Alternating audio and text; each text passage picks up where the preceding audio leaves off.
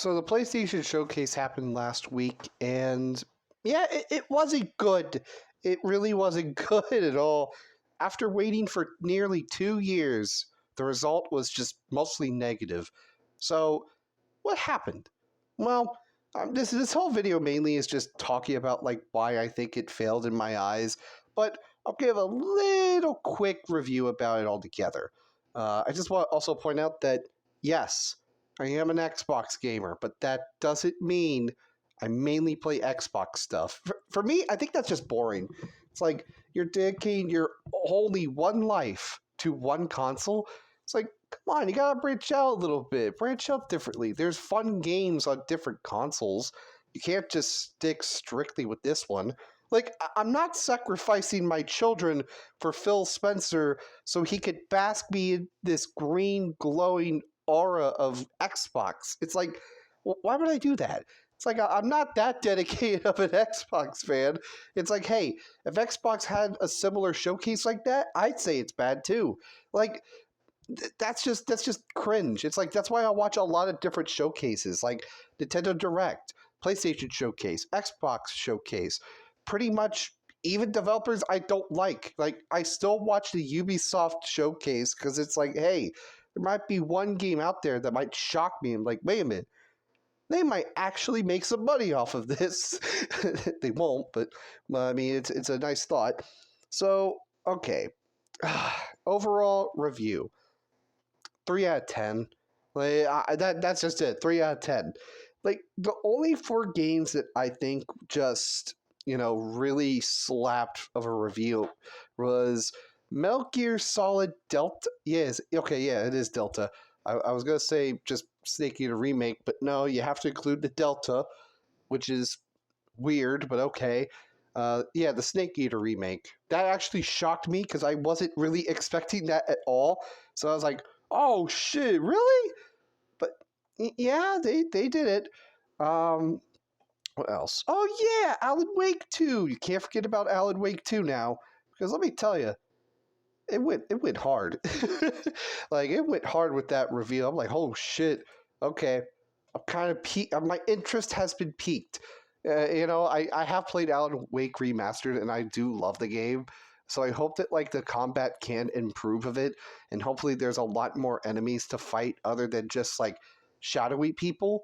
Like, hey, the shadowy people make sense, like the flashlight being the guide. Hey, that makes sense, but like, eh, give us some more horrified mutations. I'd love to fight more than poltergeists. Oh yeah, that's right. I forgot about this game. No, I didn't. I was just joking. It's Spider-Man 2. Like Spider-Man 2's like gameplay trailer actually was really good though. Like I'm not even like gonna meme on that. That was an experience that I just damn, I don't know how to, I don't know how to explain that. But to put it mildly, that is the one game that I would buy a PS5 for. That actually does look amazing. Like I've seen like videos, I've seen like clips of Spider-Man and like it looks so good. Like even if the graphics have like been downgraded in the sequel, it's like, hey, I don't care. Like that the gameplay still slaps. You're actually going to let graphics bother you. Like, come on, that's stupid. Come on, man. Don't do that. That's actually come on. It's actually really good. Oh my god. Overall I am excited for it. Oh god, I need to drink some water because of that. Anyways, last game, Teardown. Teardown, I have actually played before. Not even played, actually. I watched a friend actually play it, and I was determined to play it because it was like on early access, I believe. But now it's officially out and coming to PS5 and others. Yeah, we'll get to that big issue later. But yeah, everything else was just bad. Okay, I'll give one like game a little bit of credit, like an honorable mention. That's Helldivers 2. That game actually looks pretty fun, and of course there's other games as well, like Ghost Runner 2. I heard like was really fun. I haven't played the first Ghost Runner game, but I have heard it was pretty spectacular, like overall. Fatal Blade Zero, hey, I think that's pretty cool.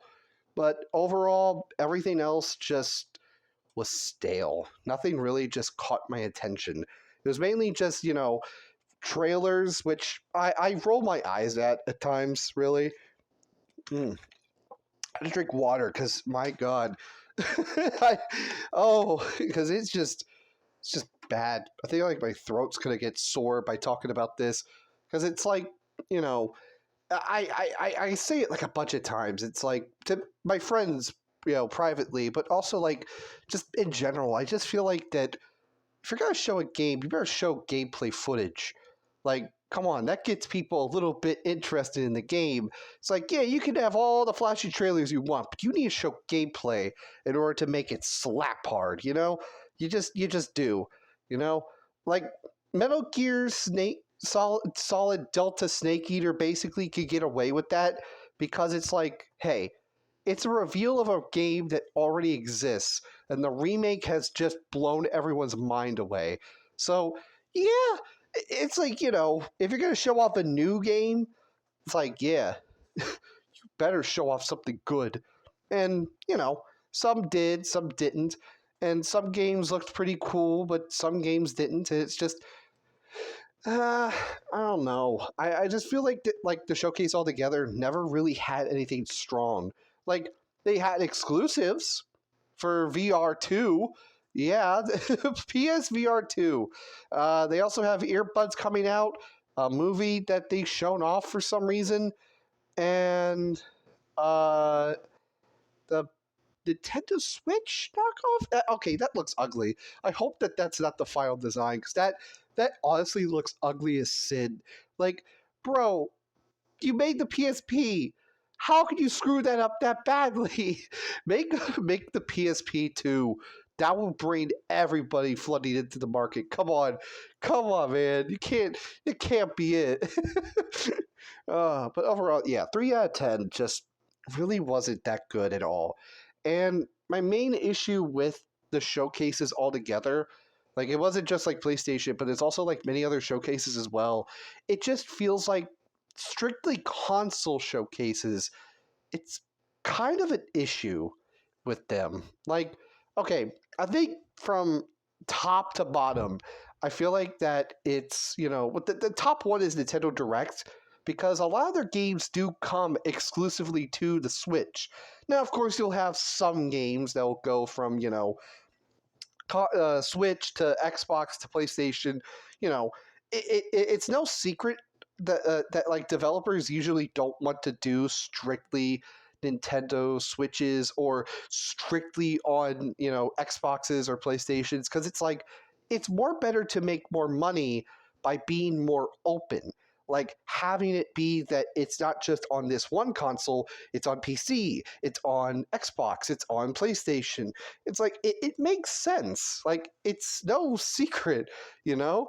When you do an exclusive deal, it's either that you are fully 100% like committed to working with this company because you trust them because they helped you and you're helping them, or it's because of financial issues. Like Street Fighter 5, for example, that was a financial issue. Like quite literally the only reason they did the deal was to basically just make Street Fighter 5 exist. It's terrible, but sometimes people do what they have to do. You know, it's no secret. But the thing about it is just it makes much more sense and is much more better for people to do timed exclusives if they are pretty much wanting to make some money, later on down the line. Exclusives means it's strictly on this one. You cannot put it on anywhere else unless by some miracle. But it's just overall, I just feel like that like Nintendo Direct has a lot of games that are coming to Switch. Xbox is like in the middle because it's like while they do have games like on the consoles, it also goes to PC. Mainly it goes to Game Pass, but that's the whole thing about it is like the whole thing about with Game Pass with Xbox is that it feels like, it's worth investing like a Series S and X into it, mainly a Series S, because if you mainly just play, digital games on Xbox Game Pass, then, that's a good deal. You're spending $300 for the next gen, upgrade basically. So that's that's kind of a steal. You're not paying $500 for something, but yet at the same time you're jumping into the next gen. It's like kind of a sacrifice sort of ordeal if you have physical copies like I do. But the whole thing with like Xbox altogether is like with Game Pass being on, either console or PC, depending on what you bought, either Ultimate or one of the two, it's like I don't really get mad at it. In fact, I just feel like that it just makes sense. Like again, makes sense that like both PC and console, it's going to be on both of them because it's like the developer and the publisher need more money. It's a no brainer. And I feel like that with PlayStation, it's last because I feel like that PlayStation always tries to do like exclusives and timed exclusives, and they just really don't hit it home with some games. And I feel like that people are just stuck in that mentality of back in the 360, PS3, and Wii era.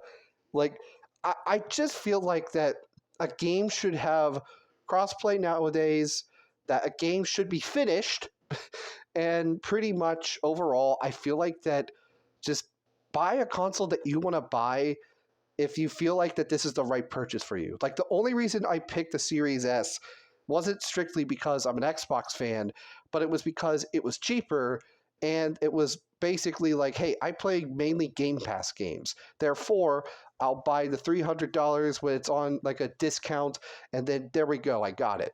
It's basically like a worthy sacrifice because I still am on the next gen, but I basically am having fun with it. With PS5, it's just so expensive, and there's just nothing really to make you want to buy, a game. If you're gonna buy a Nintendo Switch, it's because of a great game like Mario, Kirby, or Legend of Zelda. If you're going to buy an Xbox, it's strictly for Game Pass, so that way you can play all these games that are coming to Game Pass day one, and many of them are jumping into the next gen consoles. So it's wiser to basically spend money on the Series S because it's digital and Game Pass is a digital subscription. So it's a no-brainer after all. And you get access to like $15 for Ultimate for like Gold, Game Pass PC, and a free, and a free like access to like cloud gaming, that sort of ordeal. Maybe cloud gaming is for free. I'm not sure. I I just know that like cloud gaming came with Game Pass, but with PlayStation 5, it was just like there's nothing there. Nothing actually just made me want to feel like, damn, I can't believe I wasted on an Xbox. I feel so shameful. It's like there's just nothing really that makes you just want to like purchase the game outright and buy the console on with it. It's just a shame. And many showcases in particular, I feel like are just what's the best way to describe it? They are just mainly just bragging rights types of shows. Like they just are. The showcases are mainly there not just to promote like games that are coming to Xbox and PlayStation and PC and everything else soon, but it's more of, hey, check out this game that's going to hype everybody up and makes everyone say this showcase was better than the other. Like, it's no secret there. Like, I had to drink some water, but it makes sense right there.